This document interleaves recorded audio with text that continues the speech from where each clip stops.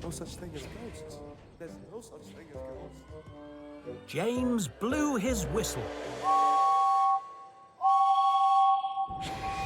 Oh! Is that? Could it be? No, it isn't. Yikes! Ha ha! Scared you? Stephen was so scared, he rushed backwards to the castle, so he didn't see that the drawbridge had gone back up. His driver and fireman had to jump clear. Stephen had rolled right off the track and fallen into the dry moat. Well, that wasn't very clever now, was it?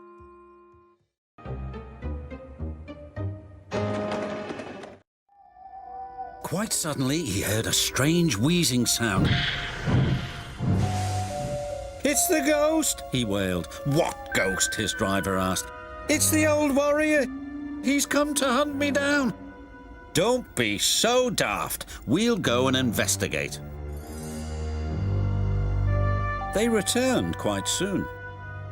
"The old warrior wants to meet you," laughed his fireman. "Can't it wait till morning?" replied Toby. "Ghosts don't work day shifts," said his driver. Toby bravely made his way. "Well, bless my bell," he exclaimed. There in front of him was a little old engine. "This is your ghost, Toby," said the signalman. "His name's really Bertram, but we call him the old warrior because he's so brave."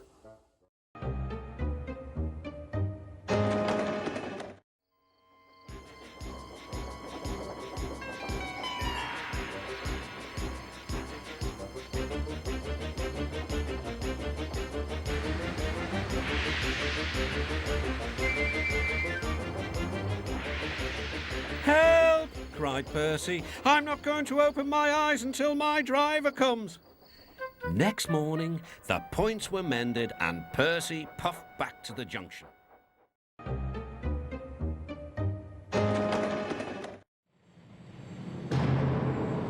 When Thomas was by himself, every sound and every shadow was spooky.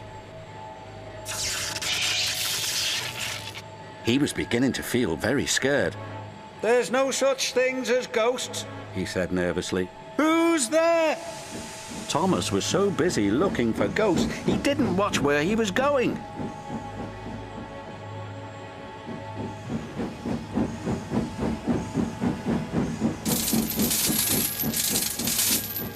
The chains felt like ghost fingers. "Something's got me!" Thomas wheeshed and set off an old steam whistle. "The ghost whistle!" said Thomas, and he raced away as fast as his wheels could carry him.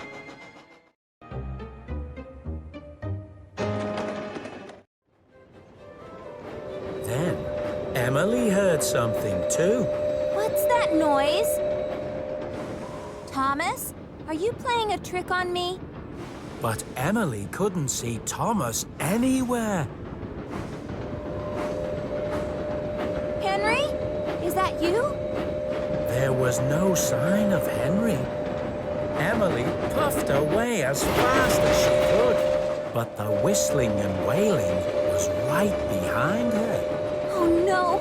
Maybe there isn't a sensible explanation. Maybe it really is the flatbeds of fear.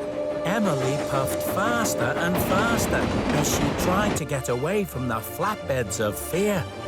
Then there was trouble. Emily took a turn too fast. The pipes came loose and rolled off the flatbeds. Bubbling boilers! "Spooky," stammered Percy.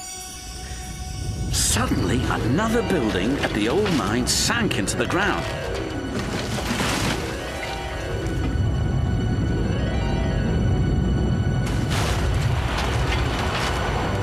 "What was that?" shouted his driver. "Double bouncing buffers!" shrieked Percy. He was so scared he lurched forward and rammed the truck. "Naughty gnomes!" cried Percy. He steamed away faster than before, all the way back to Lower Tidmouth Station.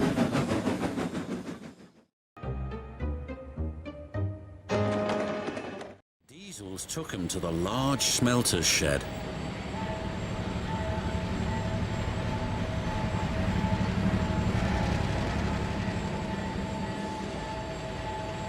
Bye-bye, Stepney, said the Diesel.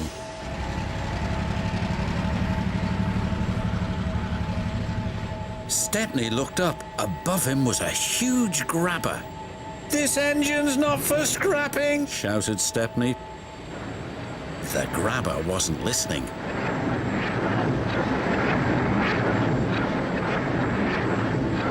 But just as it was about to grab hold of him, it stopped. There stood the Fat Controller.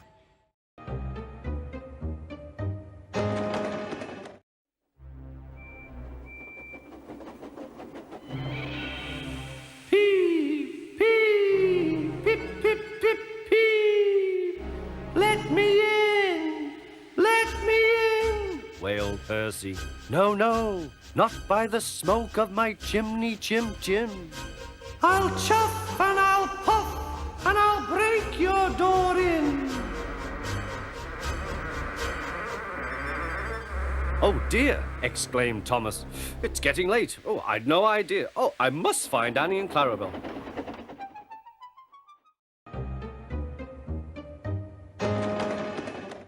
Duncan whistled, and the sound echoed everywhere.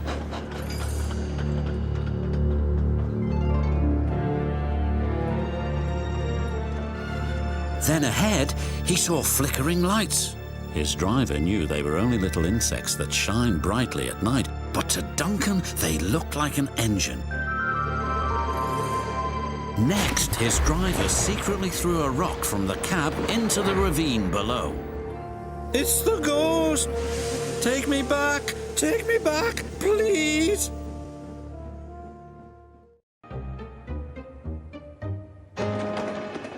Later, the fog came down. As they approached the same area, they saw the amber light again. "Here we go," said Henry's driver.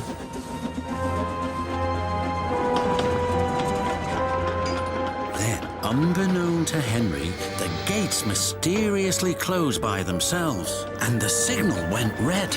The trucks had seen all, and they were spooked too. "Faster, faster! There's a ghost about!" "Stop! Stop!" yelled Henry. A mysterious figure watched Henry go by. Ahead was a landslide blocking the line. Henry braked hard, but the trucks hit some of the rubble and plunged into the ravine.